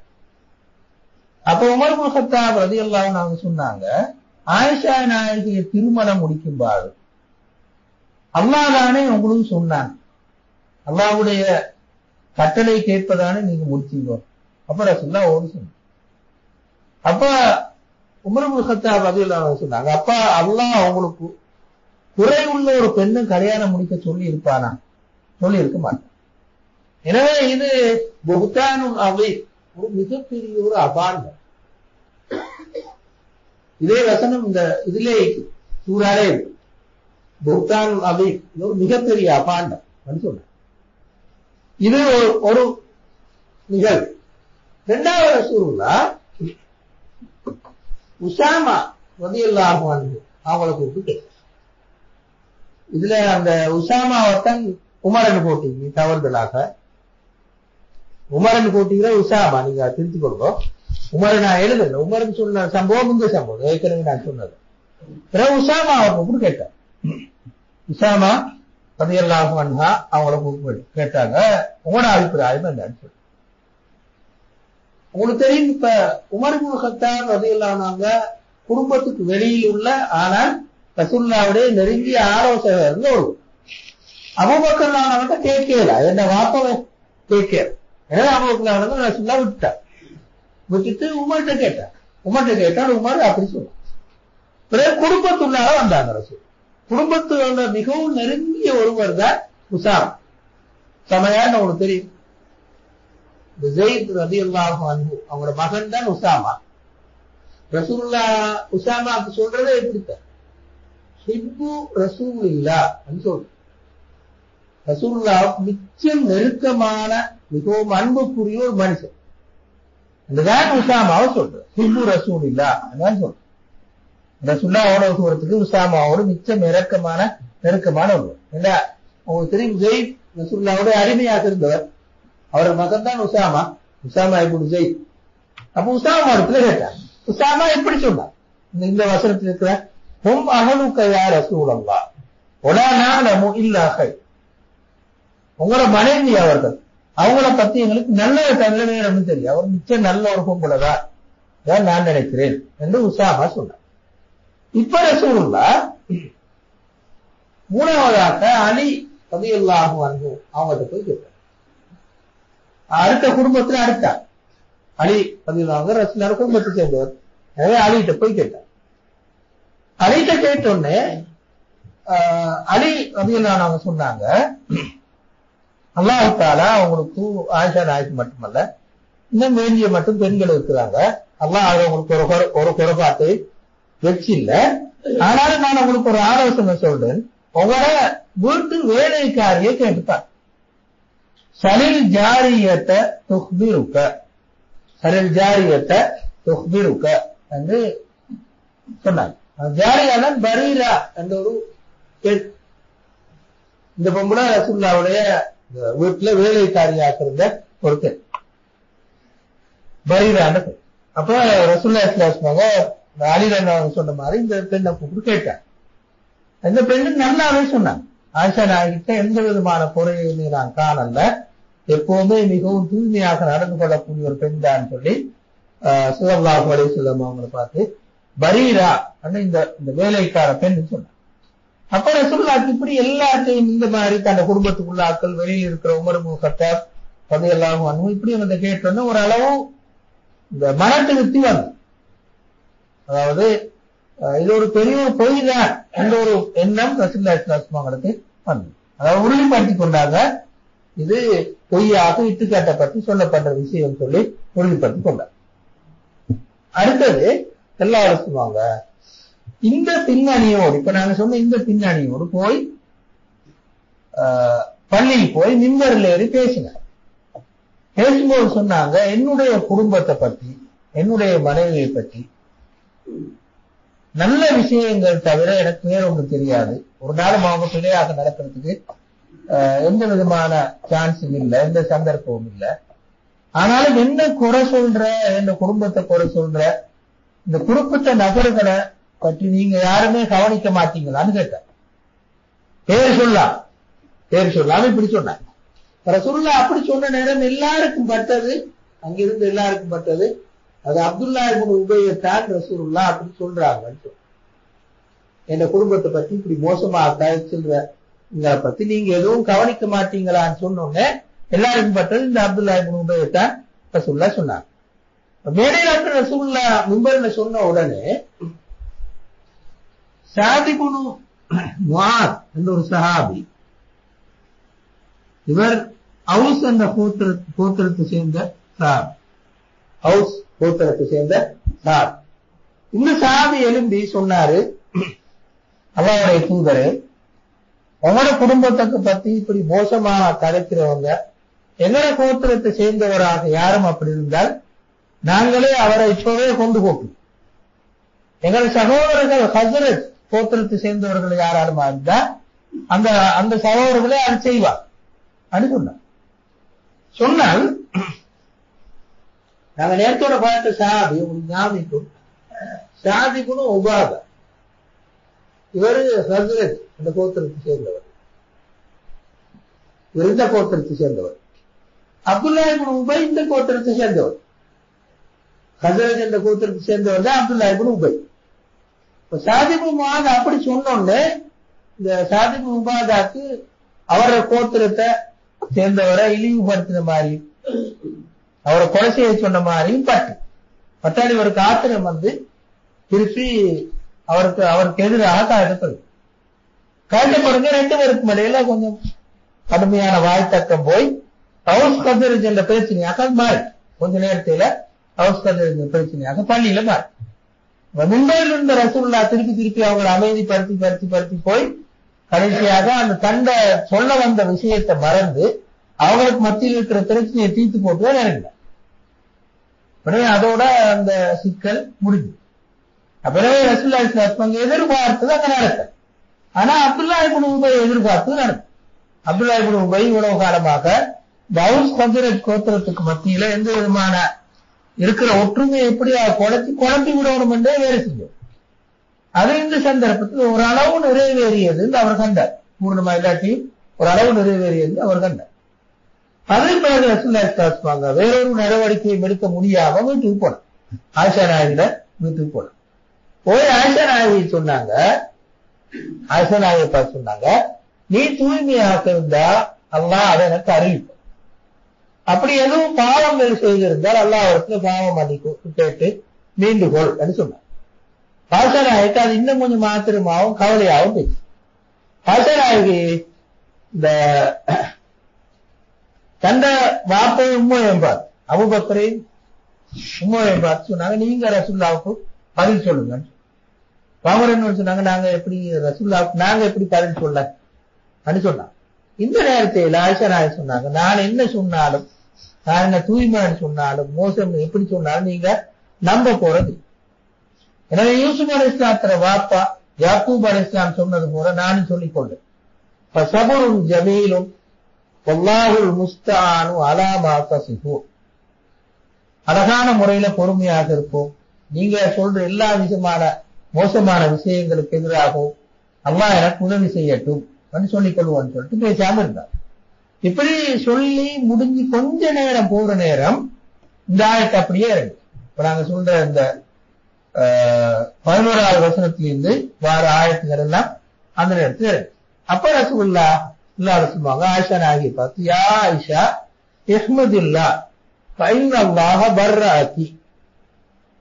ஆயிஷாவே நீ அல்லாஹ் புகழ், அல்லாஹ் தஆலா உன்னை தூய்மைப்படுத்தினார் என்று சொன்னார். பிறகு ஆயிஷா நாயகி உடைய தாய் ஆயிஷா நாயகி பார்த்து ரசூலுல்லாஹ் அவருக்கு எழுப்பி போய் பேசுங்கன்னு சொன்னார். அப்போ ஆயிஷா நாயகி சொன்னாங்க, வல்லாஹி லா அகூமு இலைஹி வலா அஹ்மது இல்லல்லாஹ் ஹுவல்லதி அன்ஸல பராஅத்தி. நான் ரசூலுல்லாஹ் அவருக்கு எழுப்பி போக வேண்டிய அவசியம் இல்லை, அல்லாஹ்வை நான் புகழ்கின்றேன், அல்லாஹ் தான் நான் தூய்மையானவன் என்ற வசனங்களை இறக்கி வைத்தான் சொல்லி ஆயிஷா நாயகி சொன்னதாக நான் பார்த்தேன். இதுதான் இந்த நாங்க சுருக்கமாக சொன்னால், இந்த நிறைய விஷயங்கள் இருந்தாலும் சுருக்கமாக சொன்னால் இதுதான் இந்த சம்பவம் சொல்லி நாங்க சொல்றோம். இப்ப நாங்க இந்த சம்பவத்தின் ஊடாக ஏன் அல்லாஹ் தஆலா இந்த சம்பவத்தை இந்த ஆயத்துக்கள்ல கொண்டாந்து போட்டான்னு சொல்லி அந்த ஆயத்துகள் ஊடாக வழங்குறதுக்கு நாங்க வரோம். நான் சொன்னது போல மிஸ்டர் இப்னு அசாசா, அது அசாசான் இருக்கும், காணாவல்ல ஆனா அசாசா, ஹம்னா பின்த் ஜஹ்ஷ், திரும்ப ஹஸ்ஸான் இப்னு சாத், இந்த 3 பேர் தான் இந்த நிகழ்ச்சியில கலந்து கொண்டவர்கள். பிறகு ஒரு மாதத்தின் பிறகு நிறைய குழப்பங்களுக்கு பிறகு நிறைய பிரச்சனைகளுக்கு பிறகு நாங்க சொன்ன ஒரு சின்ன ஒரு பகுதி, இது ஒரு நீண்ட பெரிய ஒரு பகுதியாக ஒரு கதை மாதிரியே இருக்குது. அன்சாரிங்களுக்கு மத்தியில் சமாதானப்படுத்தி வைத்தது, சாதி உபாதா பேசினது, சாதி முஆத் பேசினது, பிறகு 2 பேரையும் பேசினது, பிறகு மிஸ்டர் இப்னு அசாசா ஹஸ்ஸான் இப்னு சாபித்தை போய் தாக்கினது, பிறகு அவரை சிறை வைத்தது, இப்படின்னு ஒரு நீண்ட பெரிய சம்பவம் இருக்குது. அதெல்லாம் நாங்க இங்க இழுக்கல, அது இன்னொரு பெரிய சம்பவமா போயிடும். நாங்க அதை இழுக்கல, இந்த துண்டு மட்டும் போதும் எங்களுக்கு. அப்ப இதுதான் நடந்த நிகழ்ச்சி. இப்ப நாங்க இந்த நிகழ்ச்சியிலிருந்து அல்லாஹ் தஆலா இந்த நிகழ்ச்சிய ஏன் இந்த சூறால சொல்லி இருக்கிறார் என்றும் ஆயத்துகளோட பின்னணி என்னன்னு சொல்லி நாங்க பார்ப்போம். நாங்க முதலாவது பகுதியை மட்டும் பார்ப்போம். 11வது வசனம், நீங்க கொஞ்சம் கவனிச்சுக்கணும் அந்த வசனத்தை. 11வது வசனத்தை, இன்னல்லதீன ஜாஊ பில் இஃப்கி உஸ்பத்தும் மின்கும் வலா தஹ்ஸபூஹு ஷர்ரன் லக்கும் பல் ஹுவ கைருன் லக்கும் லிகுல்லி இம்ரிஇன் மின்ஹும் மக்தஸப மினல் இஸ்ம் வல்லதீ தவல்லா கிப்ரஹு மின்ஹும் லஹு அஸாபுன் அதீம் என்றதுதான் முதலாவது வசனம். இந்த இதுல மதீனா சமூகத்துல இஸ்லாத்துக்கு எதிராக வேலை செய்யறதுக்கும் குழப்புவதற்கும் இருந்த ஒரு பிரிவினர் தான் நாங்க முனாஃபிக்கூன் அது சொல்லுவோம். குர்ஆன்ல வார முனாஃபிக் என்ற பிரயோகம் எல்லா வசனங்களும் இந்த அகீதா ரீதியாக நம்பிக்கை ரீதியாக முனாஃபிக்குகளாக இருந்தவர்களைத்தான் குறிக்கும். நடத்தை ரீதியாக அதாவது உண்மையில அங்க ஈமான் கொள்ளல, வெளியில போய்க்கு ஈமான் கொண்டதாக காட்டுப்போம். எனவே இவர்கள் காபிர்கள் தான் உண்மையில மூமின்கள். முனாஃபிக்குகள் ரெண்டு வகை. ஒரு நடத்த ரீதியாக காபிராக இருப்போம், இந்த முனாஃபிக்காக இருப்போம். வாயால சொல்றது உண்டாயிருக்கும், நடத்தையில மோசமா இருக்கும். இன்னொரு முனாஃபிக் நம்பிக்கை ரீதியான முனாஃபிக். அதாவது அவர் நம்பிக்கையே போல் அல்லாஹ் அவரோடு இருக்கான், மறும நாள் ஒன்று இருக்குது, ரசூலுல்லா அல்லாஹ்வுடைய தூதர், இந்த நம்பிக்கையே போலியாக இருக்கு. இந்த முனாஃபிக்குகள் ஆக அபாயகரமா. இந்த முனாஃபிக்குகளை பத்தி தான் குர்ஆன் இருக்கு. குர்ஆன்ல எங்க வந்தாலும் முனாஃபிக்குன்னா இவர் தான் இருக்கு. அந்த பகுதியைத்தான் நான் இங்கு காண இந்த சம்பவத்திலே நான் காண்றார். இப்ப மக்கால மதீனால பத்ர் யுத்தத்தை தொடர்ந்துதான் முனாஃபிக்குகள் உருவாயினாங்க. முனாஃபிக் ஒரு குரூப் உருவாயினதே பத்ர் யுத்தத்தை தொடர்ந்து. அதோடு தனிய பலம் பெற்ற ஒரு குரூப்பாகவே இருந்து வந்தது. நாங்க ஏற்கனவே பார்த்தா அப்துல்லா இப்னு உபைத தலைமைக்கு. இவங்க எப்பவுமே சந்தர்ப்பம் பார்த்திருந்தார்கள் முஸ்லீம்களுக்கு மத்தியில குழப்பத்தை உருவாக்கி முஸ்லீம்களை வீழ்ச்சி அடைய செய்வதற்காக எப்பவுமே சந்தர்ப்பம் பார்த்திருந்தார். இவங்களுக்கும் யூதர்களுக்கும் இடையில மிச்ச நெருக்கமான தொடர்பு உறவும் இருந்து வருது. அப்ப எத்தனையோ இடங்கள்ல முனாஃபிக்குகள் இந்த குழப்பங்களை விளைவிட்டு வந்தார். சீராவுடைய வரலாற்றுல அல்லது ரசூலுல்லாஹ்வுடைய வரலாற்றுல ஆக குழப்பமான இடம் இதுதான். மற்ற இடங்கள்லாம் இருந்தது. இந்த அளவு தூரமான குழப்பங்கள் எதையும் அவங்க உருவாக்க முடியும். உதாரணமா உஹது யுத்தத்தின் போது ஒரு அளவான ஒரு குழப்பத்தை ஏற்படுத்தினார். ஆனா பெரிய அளவுக்கு அது பாதிக்க என்னென்றால் உஹது யுத்தத்துக்கு அப்துல்லா இப்னு உபை தன்னோட 300 பேரை கூட்டிட்டு போனார். ரசூலுல்லாஹ் கூட்டு போயிட்டு இடையில திருப்பி வந்துட்டார். யுத்த காலத்துக்கு போயிட்டு திருப்பி கூட்டிக் கொண்டு வந்துட்டார். அப்ப படை பிரிவு 1000 பேர்ல 300 பேர் குறைஞ்சு 700 பேராக மாறி. ஆனால் பெரிய அளவு பாதிப்பு ஏற்பட்டது. அது அவரே காட்டி கொடுத்த மாதிரி தான் ஆயிடுச்சு. ஆனால் இது மாதிரி சில இடங்கள்ல அப்துல்லா இப்னு உபையும் அவரோட சேர்ந்த முனாஃபிக்குகளும் குழப்பி வந்தார். இந்த குறிப்பிட்ட இடம் தான் இப்ப நாங்க பார்க்கிற இந்த இடம் தான் ஆகவே குழப்பின, அவங்க மிச்சம் மோசமாக குழப்பினர் நாங்க சொல்லுவோம். அல்லாஹ் இந்த குறிப்பிட்ட சம்பவத்தை இந்த இடத்துல கொண்டு வந்து போட்டதுக்கு காரணம் முன்னாடி இருக்கிற வசனம் நாங்க பார்த்த மாதிரி இந்த அபாண்டம் சுமத்துற வசனம் காரணம். கதுகு அபாண்டம் சுமத்துவது எவ்வளவு பெரிய அபாயத்தை உருவாக்கும் என்பதற்கு இந்த சம்பவம் உதாரணம். அல்லாஹ் தஆலா இந்த கதுகுக்கு 80 தசை அடி கொடுத்த வைத்ததும் அதற்கு சொன்ன ஏனைய தண்டனைகளும் நியாயமானதுதான் என்று காட்டுவதற்காகத்தான் அல்லாஹ் தஆலா இந்த வசனங்களை இங்க தந்தது என்று நாங்க சொல்றோம். இப்பதான் இந்த வசனங்கள்ல நான் காணக்கூடிய விஷயம். இப்ப நாங்க இந்த வசனங்கள் ஒவ்வொன்றாக பார்த்தால் இன்னல்லதீன ஜாஊ பில் இஃப் அபாண்டத்தை கொண்டு வந்தவர்கள் உஸ்பத்தும் மின்கும் உங்களில் ஒரு பிரிவினர் தான். இந்த உஸ்பத்துன் என்ற சொல் அரபு மொழியில கூட்டாக சேர்ந்து உழைக்கிற ஒரு குரூப்பத்தான் சொல். அது இன்னொரு மாதிரி சொல்ற இசாபான்னு சொல். இசாபா கோஷ்டின்னு சொல். அதாவது ஒரு குறிப்பிட்ட வேலைக்காக வேண்டி ஒரு கூட்டம் சேர்ந்து திட்டமிட்டு குரூப் அதைத்தான் உஸ்பான்னு சொல். எனவே அவர் இன்னல்லதீன ஜாஊ பில் இஃப்கி உஸ்பத்துன் மின்கும் உங்கள் ஒரு கோஷ்டியினர் தான் இந்த அபாண்டத்தை கொண்டு வந்தார்கள். அதாவது எப்படியாவது முஸ்லிம் சமூகத்துல குழப்பத்தை உண்டாக்கி பிரச்சனையை உண்டாக்கி அவங்களை பிளவுபடுத்தி விடணும் என்று திட்டம் போட்டு கொண்டிருந்த ஆட்களுக்கு ஒரு நல்ல ஒரு சந்தர்ப்பம் கிடைக்கும். அப்படியே அவர் குரூப் தான் இதை கொண்டு வந்தார்கள்.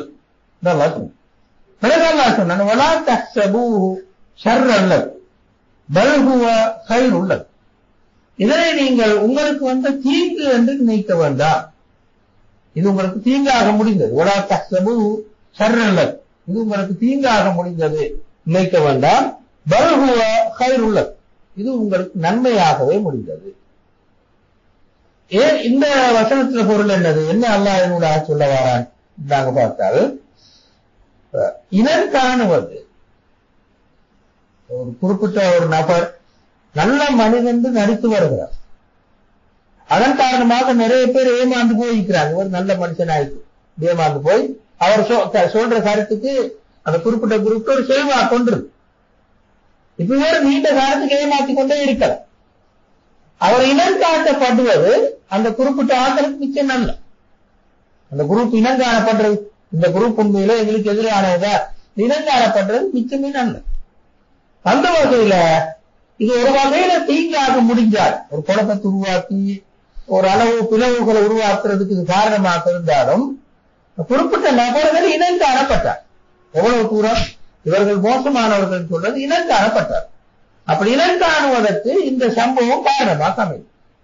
எனவே அது உங்களுக்கு நன்மையாகத்தான் முடியும், தீங்காக முடியல. கடைசியில பார்த்தா ஆரம்பத்தில் தீங்கு மாறி இருந்தாலும் கடைசியில பார்த்தால் உங்களுக்கு அது நன்மையாகத்தான் முடியும்.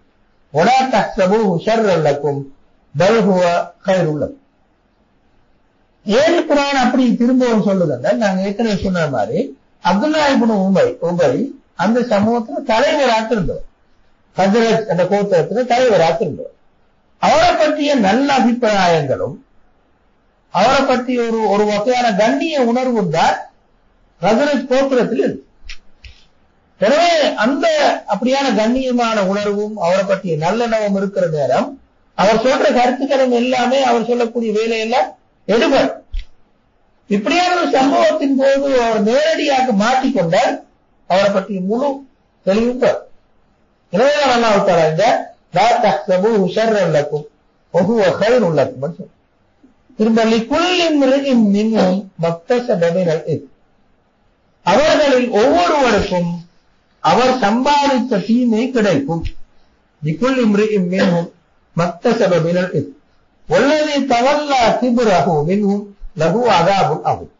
ஆனால் அதுல பெரிய பகுதியை சுமந்தவருக்கு, இந்த அபாண்ட சுமத்துறதுல பெரிய பகுதியை சுமந்தவருக்கு மிகப்பெரிய தண்டனை உண்டு. இந்த ஆயத்திர பொருள் என்னன்னா, இப்ப முஸ்லிம் சமூகத்துல அந்த நேரம் அந்த விவாதத்துகள் எல்லாம் வச்சு நாங்க பார்க்கும்போது ஒரு பிரிவினர் அபாண்டம் சொல்வதில் நேரடியாக கலந்து கொண்டார். நான் சொன்ன அந்த 3 பேருக்கு உதாரணம், 3 பேரும் நேரடியாக கலந்து கொண்டார். 2வது சாரார் இந்த அபாண்டத்தை மறுத்தார்.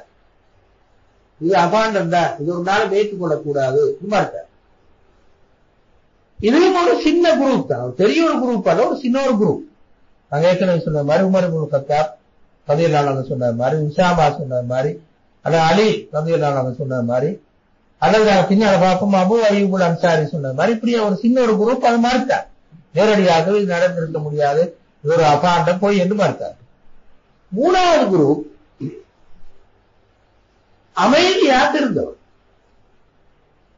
இந்த அமைதியாக இருந்தவருக்கு என்ன கருத்துண்டா, இதுக்கு சப்போர்ட் ஆன ஆக்கள், அபாண்ட சுமத்திற்கு சப்போர்ட் ஆன ஆக்கள் பேசாம எங்க ஒர்க் பண்ணவங்க, உண்மையில அவங்க ஏறத்தால இதுக்கு அனுமதித்தவர், மேலைக்கிறதுக்கு அனுமதித்தவர். அபாண்ட சுமத்தியவர்களுக்கு நேரடியாக அபாண்ட சுமத்தியவர்களுக்கு அனுமதித்தது போல வேணும். அவங்க அந்த தீமையை எதிர்க்க ரசூலுல்லா அவனுடைய மனைவி ரசூலுல்லாவுடைய குடும்பம் என்று கூட காட்ட, அப்ப கண்டிப்பா எதிர்த்திருப்போம். நடுவில் நின்றார், அங்கால நிற்கவும் இல்லை இங்கால நிற்கவும் இல்லை, நடுவில் நின்ற கருத்து என்றால் ஒரு தீமை நடக்கும் போது, ஒரு தீமை ஒன்று நடக்கும், ஒரு குரூப் எடுத்து இன்னொரு குரூப் தீமையை சப்போர்ட் ஆகி தீமையோட சேர்ந்து தீமையை செய்து இன்னொரு குரூப் கொண்டு 2 பக்கத்துக்கு இல்லா சும்மி, அப்ப அவங்க என்ன செய்யறாங்க, தீமை வளர்த்து சும்மிக்கிறாங்க, இன்னும் கொஞ்சம் அப்படியே கதை போட்டு சும்மிக்கிறாங்க. அப்ப இது 3வது பகுதியும் இஸ்லாமிய கண்ணோட்டத்துல உண்மையில தவறு இல்ல. இதெல்லாம் சேர்த்துதான் அல்லாஹ் தஆலா லிகுல்லி இம்ரிஇன் மின்ஹும் மக்தஸப மினல் இஸ்ம். எல்லா மனிதர்களுக்கும் ஒவ்வொரு மனிதனுக்கும் அவன் சம்பாதித்த தீமை உரியதாக மாறும். ஏன் நாங்க அப்படி சொன்னோம் பின்னால வர வசனத்தை நாங்க பார்க்கலும் அல்லாஹ்வுடைய கருத்து என்னென்றால் இதை கேட்டோன்னே முஸ்லீம்கள் ஒரு நாளும் பேசாம வாய மூடி இருந்திருக்க கூடாது. கண்டிப்பாக எழுந்திருக்க வரும். நாங்க பின்னால வர ஆயத்தை பார்ப்போம். உள்ளதை தவல்லா கிபுரஹு அப்துல்லா இப்னு உபை, இதுல பெரிய பங்கு எடுத்தவருக்கு மிகப்பெரிய தண்டனை உண்டு என்று அடுத்த வசனம். இப்ப அல்லாஹ் தஆலா அடுத்த வசனத்தில் சொல்றான், உண்மையில முஸ்லீம்கள் எப்படி நடந்திருக்கோம், இப்படியான ஒரு இந்த வதந்தி பரவும் போது முஸ்லீம்கள் எவ்வாறு நடந்திருக்கவர் என்று அடுத்த வசனம் சொல்.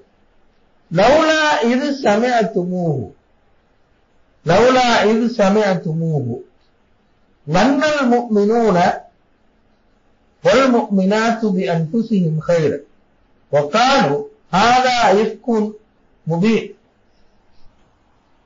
ஈமான் கொண்ட ஆண்களும் பெண்களும் இதை கேட்கின்ற போது தங்களை பற்றியே நன்றாக நினைத்திருக்க கூடாதா, நன்றாக நினைத்திருக்க கூடாதா, நினைத்து ஒகாலு ஹாதா இஃப்குன் முபீன், இவர் மிக தெளிவான ஒரு அபாண்டம் தான் என்று சொல்லி இருக்க கூடாது. அதாவது என்ன சொல்ல வரங்க, இதோ ஒரு சம்பவம் சம்பந்தம், அந்த சம்பவத்தை சொன்னா இந்த கருத்துலேசா வழங்கும். அபு அய்யூப் அல் அன்சாரி இந்த சஹாபி இந்த அபாண்டம் நடந்து கொண்டிருக்கும் போது வீட்டுக்கு போய் இது சம்பந்தமாக மனைவிட்ட காய்ச்சின, தன் மனைவிட்ட காய்ச்சி நேரத்தில் மனைவி சொன்னா, நீங்க சும்மா யோசிச்சு பாருங்க, நீங்க சஃப்வான் இப்னு முஅத்தல்னு வச்சுக்கோங்க, நீங்க இப்படி நடந்திருப்பீங்களா? அப்ப அவர் சொன்ன, ஒரு நாள் நான் நடந்திருக்க மாட்டேன். என்ன வச்சுக்கொள்ளுங்க, உதாரணத்துக்கு ஆயிஷா நாய், நான் நடந்திருப்பேனா? ஒரு நாள் நடந்திருக்க மாட்டேன். உங்களை விட சஃப்வான் இப்னு முஅத்தல் உயர்ந்தபடி, என்னை விட ஆயிஷா நாயகி உயர்ந்த கொண்டு, எனவே இது ஒரு நாள் நடந்திருக்க. ஒரு மிக தெளிவான ஒரு பொய், ஆதாயக்கும் முடி, இதை மிகவும் தெளிவான ஒரு பொய் என்று அபு அய்யூப் அன்சாரி மனைவி சொன்னதாக ரிவாயத்கள் வரும். இந்த கருத்தை தான் குர்ஆன் இந்த வசனங்கள். இன்னொரு மாதிரி சொன்னால், ஒவ்வொரு மனிதனும் தனக்குள்ளால் இருந்துதான் பிறரை பார்க்கணும். நான் எனக்குள்ளால் இருந்துதான் பெரும்பாலும் அடுத்தாக்கள் பார்க்கணும்.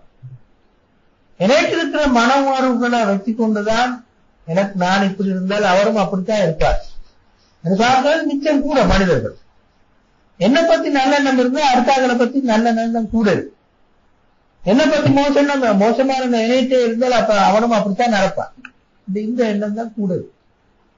இந்த கருத்து தான் குர்ஆன் சொல்லுது. முதலாவது ஒருவர் ஒரு பிரச்சனை வரும்போது அதற்கான ஆதாரத்தை எங்க தேடுவோம் என்றால் உள்ளுக்கு தேடும். வெளியில ஆதாரம் தேட முந்தி தண்ட மனசோட பேசி பார்க்க வரும். இது நடக்குமா?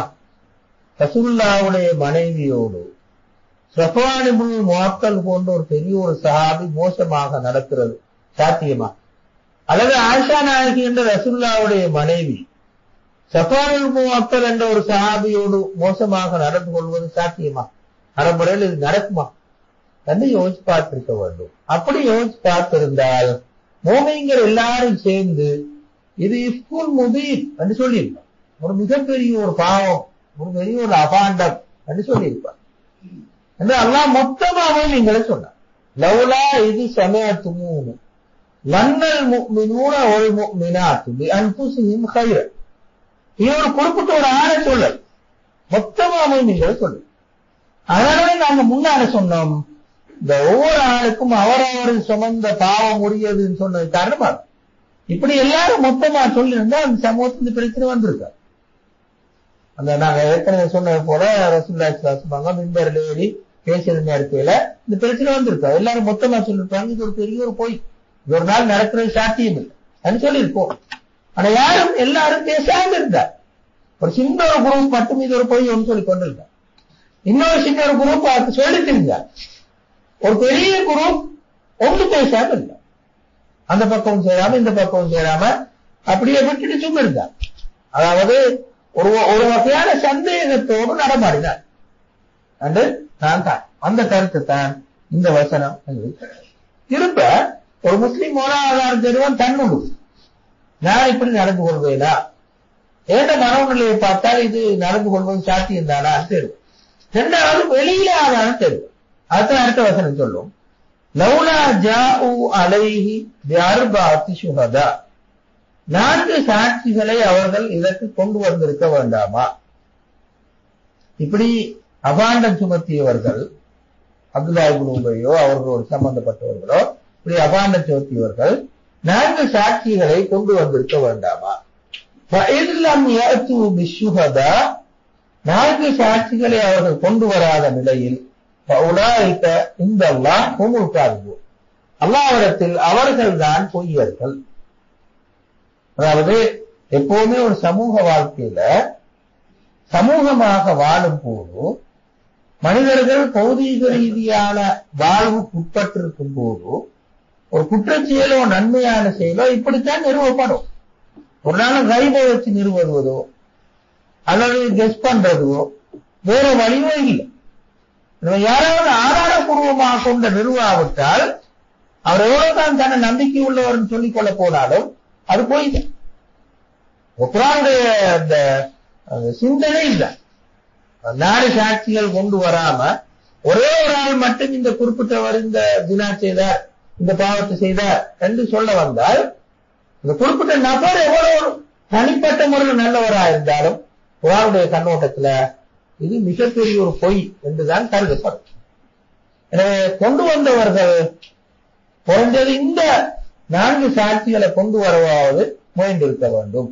இந்த ஆயத்து இந்த ஆயத்துல நாங்க காண்கிற ஒரு முக்கியமான விஷயத்தை சொல்லி நாங்க இது முடிப்போம்.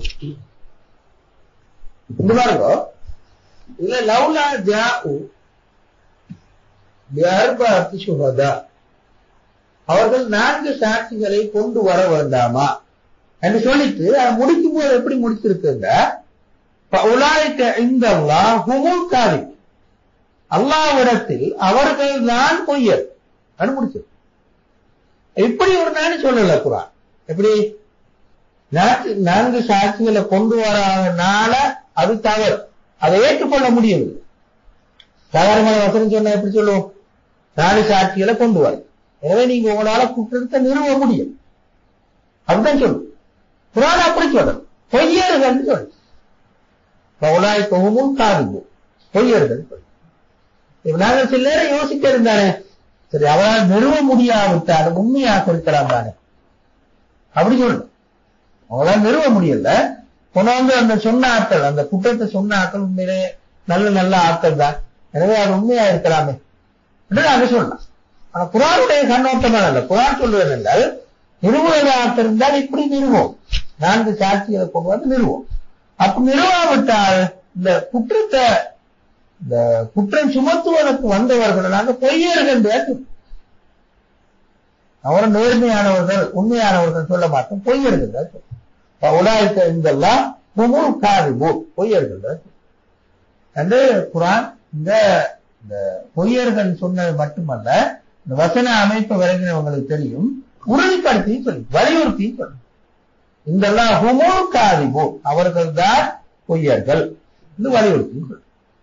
அப்ப குர்ஆனுடைய கண்ணோட்டத்துல நிறுவுவது ஒரு குற்றச்செயலை நிறுவுவதை பொறுத்துதான் அது உண்மையா பொய்யா என்று தீர்மானம். குறிப்பிட்ட நபரை பொறுத்த, இந்த குறிப்பிட்ட நபர் அவரு உண்மையான மனுஷன் நேர்மையான மனுஷன் இதுவரையும் அவர் பொய் சொல்லில்ல அதெல்லாம் மிச்சம். மற்றமா அவர் எவ்வளவு தூரத்துக்கு நிறுவுவதற்கான சான்றுகளை கொண்டு வரார், அதை வச்சுத்தான் அது உண்மையா பொய்யான்னு சொல்லி அவர் உண்மையானவரா பொய்யானவரான்னு சொல்லி நிறுவுவோம் என்று இந்த வசனம் எங்களுக்கு தான். ஏன் குர்ஆன் இப்படி சொல்றது என்றால், நாங்க ஏற்கனவே சொன்ன மாதிரி குர்ஆனுடைய கண்ணோட்டத்துல ஜினா என்று சொல்வதும் அதோடு சம்பந்தப்பட்ட குற்றச்சாட்டும் ஒரு பாரதூரமான பயங்கரமான குற்றம். அது எந்த அளவு தூரத்துக்கு பாதிக்கும் என்றால், இப்ப இந்த சூரா இந்த ஆயத்துகள் சொல்றது மாதிரி ஒரு நபியையே பாதிக்கும். ஒரு நபியையும் அவருடைய குடும்பத்தையும் அவருடைய வைஃபையும் பாதிக்கும். நபியையே பாதிச்சால் தூதையே பாதிக்கும். அப்படித்தானே, தூதையே பாதிக்கும். ரசூலுல்லாஹ்வுடைய வீடே மோசம் என்றால் மருகா வஹீலன் தீதுன்னு கேட்பார். ரசூலுல்லாஹ்வுடைய மனைவியே எப்படி மறுவாங்கால அவர் தூத கொண்டு சொல்லி என்ன செய்ய கேட்பார். இந்த அளவு தூரத்துக்கு அபாயகரமாக மாறேனும் இந்த அபாயம் சுமத்துவதை அதாவது இந்த விபச்சார குற்றம் சாட்டுவதை சிம்பிளா குற்றம். அதாவது ஒரு சாட்சி இருந்தா போதும், அவர் நேர்மையா இருந்தா போதும் சொன்னால், ஒரு சாட்சி இருந்தா போதும், அவர் நேர்மையா இருந்தா போதும் சொன்னால், அல்லது வெறும் சில வெளி ஆதாரங்களை வைத்தும் இதை நிறுவலாம் சொல்லிவிட்டால் என்ன நடக்கும்?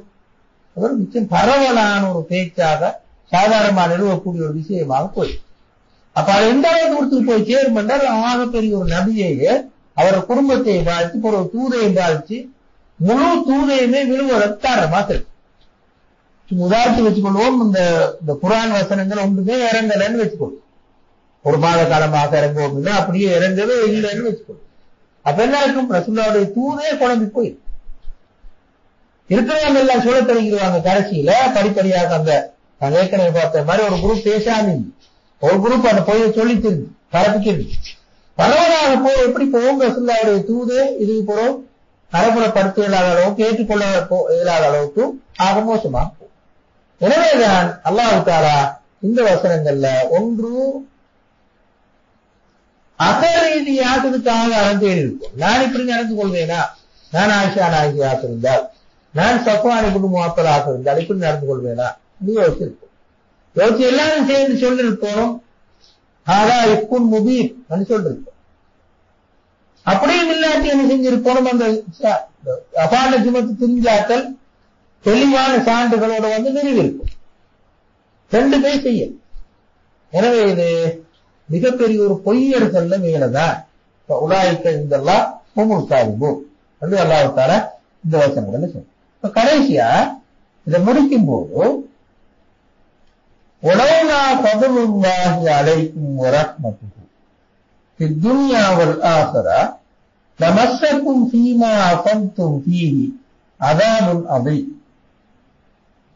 அல்லாஹ்வுடைய அருளும் உலகத்திலேயும் மறுமையிலேயும் அல்லாஹ்வுடைய அருளும் இரக்கமும் உங்களுக்கு இருந்தில்லாவிட்டால், நீங்கள் ஈடுபட்டு பேசிய இந்த விஷயங்களுக்காக மிகப்பெரிய தண்டனை உங்களை பீடித்திருக்கும். தமஸ்ஸக்கும் அஸாபுன் அதீம், மிகப்பெரிய தண்டனை உங்களை பீடித்திருக்கும் என்று அல்லாஹ் சொன்னார். அதாவது அல்லாஹ் தஆலா இந்த சமூகத்தின் மீது, ரசூலுல்லாஹ் உருவாக்கின சமூகத்தின் மீது ஒரு பெரிய ஒரு இரக்கத்தையும் அருளையும் வைத்திருக்கு. இல்லாட்டி இவ்வளவு பெரிய ஒரு குற்றம் செய்திருக்கும் போது தண்டிக்காமல் இருந்திருக்க மாட்டேன். அப்படின்னா என்ன பொருள்? பேசாம இந்த ஒரு பெரிய ஒரு குற்றம் சொல்ற அல்லாஹ் தஆலா இப்படி என்ன அழைக்கும் உங்கள் மீது, முஸ்லீம்கள் எல்லாரும் உங்கள் மீது அல்லாஹ் அருள் புரிந்திருக்காவிட்டால், உங்கள் மீது அல்லாஹ் தஆலா இரக்கம் காட்டிருக்காவிட்டால் தான் முழு முஸ்லீம் சமூகத்தை, மதீனாவில் இருக்கிற முழு முஸ்லீம் சமூகத்தையும் பார்த்து அல்லாஹ் சொல். எனவே முழு முஸ்லீம் சமூகம் அந்த குறிப்பிட்ட ஒரு கொஞ்சம் பேர் தவிர, இது ஒரு அகாண்டம் சொன்ன இந்த கொஞ்சம் பேர் தவிர மற்ற எல்லாருக்குமே பத்தா அல்லாஹ் சொல்ல, நீங்க இப்படி நடந்து கொண்டது பில, அல்லாஹ்வுடைய விசேஷமான இரக்கம் உங்களுக்கு இருந்திருக்காவிட்டால் ஒரு பெரிய ஒரு தண்டனையை உங்களை பீடித்திருக்கும் என்று அல்லாஹ் தஆலா இந்த வசனங்களை சொல்ல. அப்ப எனவே இந்த வகையில அல்லாஹ் தஆலா அபாண்டம் சுமத்துவது அது பீடிக்கிற இடத்தை பொறுத்து பார்க்கும்போது, ஒரு நபியையும் அவருடைய தூதையும் நபியுடைய மனைவியையும் அவருடைய குடும்பத்தையும் பீடிக்கிற இடத்தை பொறுத்து மிகப்பெரிய அபாயகரமாக மாறும். அந்த அபாயத்திலிருந்து தப்புவதற்காகத்தான் இவ்வளவு கடுமையான சட்டங்களை அல்லாஹ் விதித்தான்னு சொல்லி எங்களுக்கு சொல்லும். அதோட அடுத்த வார வசனங்களோட சேர்த்து நாங்க விலகிக் கொள்வோம் இன்ஷா அல்லாஹ். அடுத்த கிளாஸ்ல விளங்குவோம் எப்படி அல்லாஹ் தஆலா இந்த வசனங்கள் ஊடாக அந்த சமூகத்துக்கும் மதீனா சமூகத்துக்கும் பின்னால வார எங்கடகானத்து சமூகத்துக்கும் சேர்த்து சில படிப்பினைகள் அடுத்த வார வசனங்களை சொல்றான்னு சொல்லி இன்ஷா அல்லாஹ் நாங்க அடுத்த வாரத்துக்கு விளைவிப்போம்.